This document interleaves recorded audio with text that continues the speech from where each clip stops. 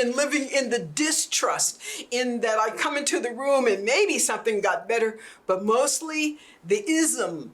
And it's taken a moment or two to just even wrap my brain around trusting my skin, trusting my woman body, trusting my woman life, trusting my woman feelings, trusting my woman beauty. When we come into the room, there's a lift. And I don't mean the transportation service. I mean, there's a spiritual lift that women can detect and feel, even though they don't know it's us, and they don't need to know it's us necessarily. But preferably not, really. Let's just Stay safe that way. That's right. Let's just live. Yeah, let's just live.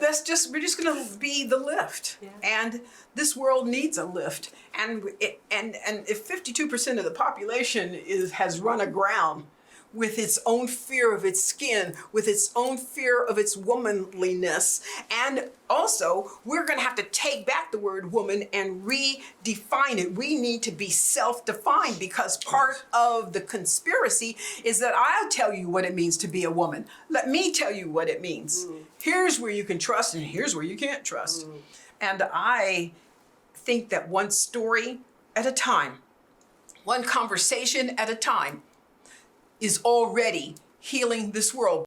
How do we reclaim the idea that the divine exists in the feminine form, because we've been so kind of like beaten, Madonna whore syndrome. I mean, just the denigration Yes. of women in this very black and white way. And then you realize that there are cultures that have lived with this, would it be fluidity or would it be without black and white for so long? And I didn't know that. I mean, I've known Ish for like forever, but suddenly I'm thinking, wait, you're this like guy who's a statesman, like we gotta get the men out there to talk about this too. And I just, like, how do we all do it? Because I think there are a lot of men that might care too. Yes. But this is a movement that's being built here. Can I say one thing? Yeah. I think you have to incrementally go back through each heartbreak and convert it into a jewel.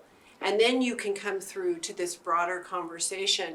But I think there's a way we want to bypass those conversations of pains that are unique to sexuality, to gender, to ethnicity, to class.